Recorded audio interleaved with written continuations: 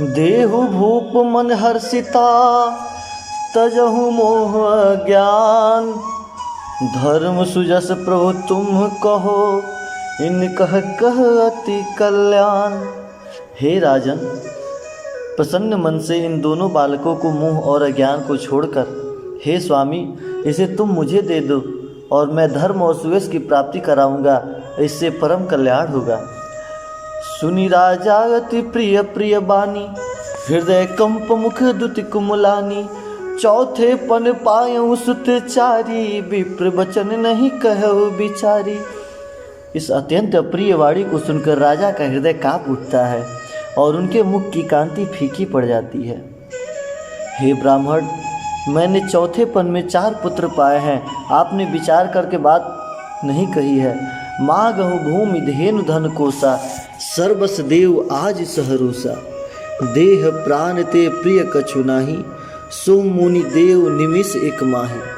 हे मुनि, आप पृथ्वी, गौ, धन और खजाना मांग लीजिए, मैं आज बड़े ही हर्ष के साथ आपको सर्वत्र दे दूंगा।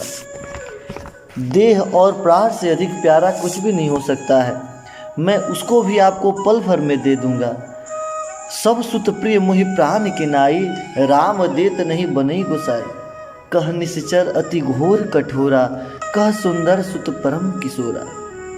सभी पुत्र मुझे प्राणों के समान प्यारे हैं, उनमें भी हे प्रभु, राम को तो किसी भी प्रकार से मैं दे ही नहीं सकता, क्योंकि कहना अत्यंत डरावने और क्रूर राक्षस, और कहाँ मेरा पुत्र जो कि किशोरावस्था में है, बिल्कुल सुकुवार है, मेरे सुंदर पुत्र हैं।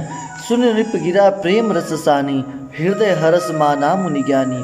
तब विशिष्ट बहुविधि समझावा, नृप संदेह नाश कह पावा। प्रेम रस में सनी हुई राजा की वाणी सुनकर ज्ञानी मुनि विश्वामित्र जी ने हृदय में बड़ा हर्ष माना। तब वशिष्ठ जी ने राजा को बहुत प्रकार से समझाया, जिससे राजा का संदेह नाश करने को प्राप्त हुआ। अति आदर दो तनय बोलाए, हृदय लाई बहु भांति सिखाए। मेरे प्राण नाथ सुत दो, तो मुनि पिता आन नहीं को। राजन ने बड़े ही आदर से दोनों पुत्र को बुलाया और हृदय से लगाकर बहुत प्रकार की शिक्षा दी, और फिर कहा कि हे नाथ, ये दोनों मेरे प्राण प्रिय पुत्र हैं। हे मुनि, अब आप ही इनके पिता हैं और कोई दूसरा नहीं है, अर्थात मैं आपको ही अपने दोनों पुत्र को सौंपता हूँ। सौंपे भूस ऋषहि सुता, बहुविधि देहि आशीष।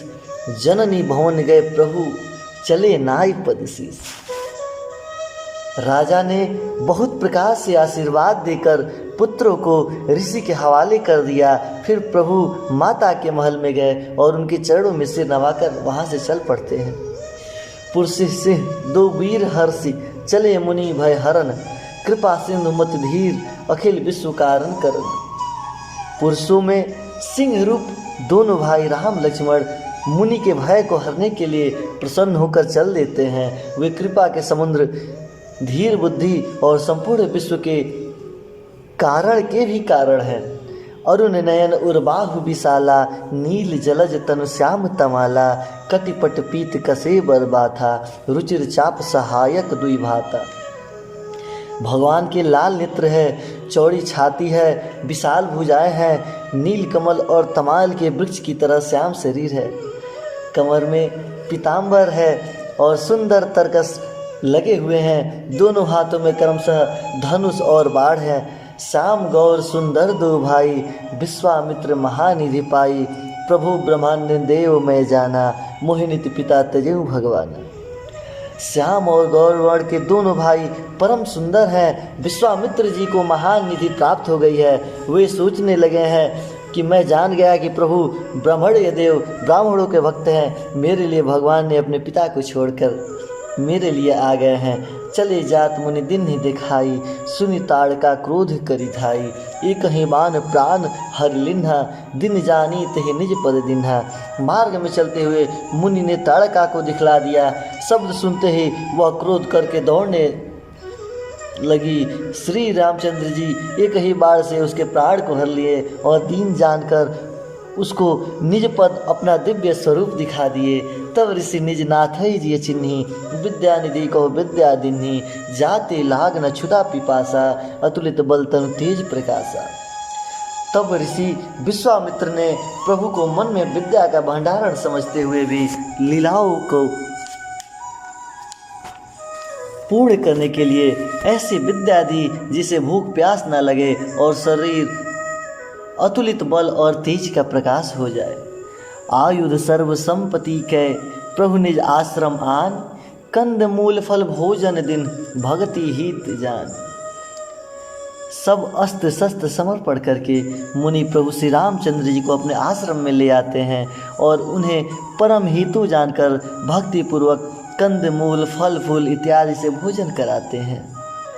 प्रातः कहा मुनि रस रखुराई, निर्भय यज्ञ करहु तुम जाई, करन लगे मुनि झारी, आप रहे मुख की रखवारी।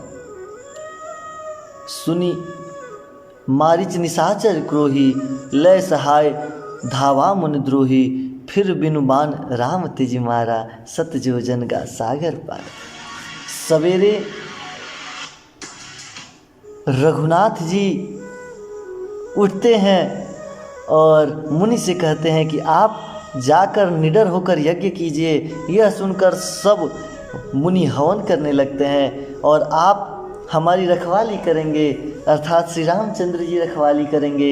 यह सोचते हुए सब लोग यज्ञ में अपना ध्यान लगाने लगते हैं। यह समाचार सुनकर मुनियों के शत्रु क्रोधी राक्षस मारीच अपने सहायकों के साथ लड़ने के लिए दौड़ के आ जाता है। श्री राम जी बिना फल वाला बाढ़ उसको मार देते हैं, जिससे वह 100 योजन के विस्तार के साथ समुद्र के पार जा गिर जाता है। पावक सरसुबाहु पुनि मारा, अनुज निशाचर कटुक संहारा, मारी असुर दीज निभयकारी, स्तुति करहि देव मुनि झारी। फिर सुबाहु को अग्निमार मार देते हैं। इधर छोटे भाई लक्ष्मण जी राक्षसों की सेना पर संहार कर डालते हैं। इस प्रकार श्री रामचंद्र जी ने राक्षसों को मारकर ब्राह्मण को निर्भय कर दिया है। तब सारे देवता और मुनि बारंबार स्तुति करने लगते हैं।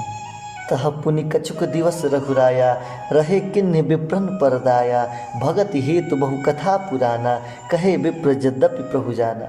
श्री रघुनाथ जी ने वहाँ कुछ दिन और रहकर ब्राह्मणों पर दया की। भक्ति के कारण ब्राह्मणों ने उन्हें बहुत सी पौराणिक कथाएं सुनाई। यद्यपि सब लोग जानते थे कि प्रभु को सब कुछ पता है। तब मुनिवर सादर कहा बुझाई, चरित एक प्रभु देखिए जाई, धनुष यज्ञ सुनि रघुकुल नाथा, हर से चले मुनिवर के साथ। तदंतर मुनि ने आदत पूर्वक समझाया कि हे प्रभु, चलकर एक चरित्र देखिए। रघुकुल के स्वामी श्री रामचंद्र जी धनुष यज्ञ की बात सुनकर मुनिश्रेष्ठ विश्वामित्र जी के साथ चलने के लिए प्रसन्न हो गए।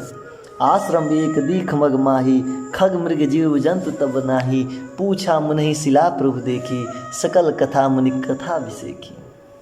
मार्ग में आश्रम दिखाई पड़ा। वहाँ पशु पक्षी कोई भी जीव जंतु नहीं था। पत्थर की एक शिला को देखकर प्रभु ने पूछा कि यह क्या है।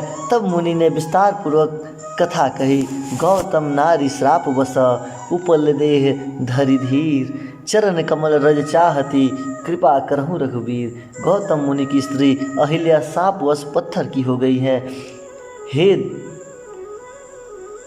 रघुकुलवासी रघुकुल नंदन, आपके चरण कमलों की धूलि वह चाहती हैं। हे रघुवीर, इस पर आप कृपा कीजिए। परसद पद पावन शोक, नसावन प्रगट भई तज पुंज सही, देखत रघुनायक जन सुखदायक, सन्मुख होई कर जोरी रही। अति प्रेम अधीर पुलक शरीरा, मुख नहीं आवई बचन कही, अतिशय बड़ भागी चर नहीं लागी, जुगल नयन जलधार वही। धीरज मन किन्हा प्रभु किन्न चिन्हा, रघुपति कृपा भगति पाई, अति निर्मल वाणी अस्त टिठानी, ज्ञान गम्य जय रघुराई। मैं नारी अपमावन प्रभु जग पावन, रावण रिपुजन सुखदाई। राजीव बिलोचन भव भय मोचन, पाहि पाहि शरणहि आई। मुनि श्राप जो दीन्हा अति भल किन्हा, परम अनुग्रह मैं माना, देखऊँ भरि लोचन हरि भव मोचन। यहाँ लाभ शंकर जाना। बीनति प्रभु मोरी मैं मति भोरी, नाथ न मांगऊ बर आना, पद कमल परागा रस अनुरागा, मम मन मधुप करय पाना। जेहि पद सुर सरिता परम पुनीता, प्रगट भई शिव शिव शीस धरी, सोई पद पंकज जेहि पंज पूजत अज, मम सिर धरहु कृपाल हरि। इह भाति सिधारी गौतम नारी, बार बार हरि चरण परी, जो अति मन भावा सो बर पावा, गए पति लोक आनंद भरी। श्री राम जी के पवित्र और शोक को नाश करने वाले चरणों को स्पर्श करते सचमुच यह तपोभूमि अहल्या वहाँ पे प्रकट हो जाती हैं। भक्तों को सुख देने वाले श्री रघुनाथ जी को देखकर वह हाथ जोड़कर सामने खड़ी हो जाती हैं। अत्यंत प्रेम के कारण वह अधीर हैं, उनका शरीर पुलकित हो उठता है, मुख से वचन निकल नहीं रहा है। वह अत्यंत बड़भागिन अहिल्या प्रभु के चरण से लिपट जाती हैं और दोनों नेत्रों से जल प्रेम और आनंद के आंसू की धारा बहाने लगती हैं। फिर उन्होंने मन में धीरज रखकर प्रभु को पहचान कर श्री रघुनाथ जी की कृपा से भक्ति प्राप्त करके अत्यंत निर्मल वाणी से कहती हैं और स्तुति शुरू करती हैं कि हे ज्ञान से जानने वाले, योग्य मानने वाले श्री रघुनाथ जी आपकी जय हो। मैं सहज ही अपवित्र स्त्री हूँ। हे प्रभु, आप जगत को पवित्र करने वाले हैं, भक्तों को सुख देने वाले हैं, रावण के शत्रु हैं। हे कमल नयन, हे संसार जन्म मृत्यु के भय से छुड़ाने वाले, मैं आपकी शरण में आया हूँ, मेरी रक्षा कीजिए श्री भगवान, रक्षा कीजिए। मुनि ने जो मुझे श्राप दिया था सो बहुत ही अच्छा किया। मैं उसे अत्यंत अनुग्रह करके मानती हूँ, जिसके कारण मैं संसार से छुड़ाने वाले श्री हरि को नेत्र भर कर देख ली हूँ। इसी से आपके दर्शन को शंकर जी सबसे बड़ा लाभ समझते हैं। हे प्रभु, मैं बुद्धि की बड़ी भोली हूँ, मेरी एक विनती है। हे नाथ, मैं और कोई वर नहीं मांगती, केवल यही चाहती हूँ कि मेरा भव रूपी भौरा आपके चरण कमलों की रज के प्रेम रूपी रस का मैं सदा पान करती रहे। जिन चरणों में परम पवित्र देव नदी गंगा जी प्रकट हुई, जिन्हें शिव जी ने सिर पर धारण किया और जिन चरण कमलों को ब्रह्मा जी पूजते हैं, हे कृपालु हरि, आपने ही उन्हीं को मेरे सिर पर रख दीजिए। इस प्रकार स्तुति करते हुए बार बार भगवान के चरणों में गिरकर जो मन को बहुत ही अच्छा लग रहा था, उस वर को पाकर गौतम की स्त्री अहल्या आनंद में भरी हुई पति लोक को चली गईं। और यहाँ से श्री रामचंद्र जी ऐसे दीन बंधु और बिना ही कारण के दया करने वाले हैं। तुलसीदास जी यहाँ पे कहते हैं कि हे सष्ट, तू कपाट जंजाल छोड़कर उन्हीं का भजन किया कर। बस प्रभु दीन बंधु हरि, कारण रहित दयाल, तुलसीदास सठ ते ही भजु, छाड़ी कपट जंजाल। तुलसीदास जी का कहना है कि हे मन, तू कपट जंजाल को छोड़कर प्रभु की भक्ति किया कर, क्योंकि प्रभु ऐसे दीन बंधु हैं जो बिना कारण के ही दया कर देते हैं। चले राम लक्ष्मण मुनिक संगा, गए जहाँ जग पावनी गंगा, गाधि सुन सब कथा सुनाई, जिस प्रकार सुरसरी मही आई। श्री राम जी और लक्ष्मण जी मुनि के साथ चल देते हैं वहाँ जहाँ जगत को पवित्र करने वाली गंगा जी थी। महाराज गंधागी के पुत्र विश्वामित्र जी वह सब कथा कह सुनाते हैं, जिस प्रकार देव नदी गंगा जी पृथ्वी पर आई थी। तब प्रभु ऋषण समेत नहाए, विविध दान महिदीन नहीं पाए, हर्षित चले मुनि व्रत सहाय, बेग विदेह नगर नियर आए। तब प्रभु ने ऋषियों सहित गंगा जी में स्नान किया। ब्राह्मणों ने भांति भांति के दान पाए। फिर मुनिवृंद साथ वे प्रसन्न होकर चले और शीघ्र ही जनकपुर के निकट पहुँच जाते हैं। पुर रम्यता राम जब देखी, हर्षे अनुज समेत विसेखी, बापी कृप सरिता सरनाना, सलिल सुधासम मणि सुपाना। श्री रामचंद्र ने जब जनकपुर की शोभा देखी तब वे छोटे भाई लक्ष्मण सहित अत्यंत हर्षित हो जाते हैं। वहाँ अनेक प्रकार की बावलियाँ हैं, कुएँ हैं, नदी हैं, तालाब है, जिनमें अमृत के समान जल और मड़ियों के समान सीढ़ियाँ बनी हुई हैं। गुंजत मंज मत रस भृंगा, कूजत कल बहु वरन विहंगा, वरन वरन विकसे बन जाता, त्रिविध समीर सदा सुखदाता। मकरंद रस से मत वाले होकर भौरे सुंदर गुंजार कर रहे हैं। रंग बिरंगे पक्षी मधुर शब्द कर रहे हैं। रंग रंग के कमल खिले हुए हैं। सदा सब ऋतुओं में सुख देने वाले शीतल मंद सुगंध पवन बह रहा है। सुमन वाटिका बाग बना विपुल विहंग निवास, फूलत फलत सुपल्व सोहत पुर चहुपास। पुष्प वाटिका फुलवारी बाग और वन जिनमें बहुत प्रकार की पक्षियों का निवास है, फूलते फलते और सुंदर पत्तों से लदे हुए नगर के चारों ओर सुशोभित हो रहे हैं। तो बोलिए श्री राम जय राम जय जय राम। आज के लिए इतना ही भक्तों, फिर मिलते हैं नेक्स्ट एपिसोड में। तब तक के लिए धन्यवाद।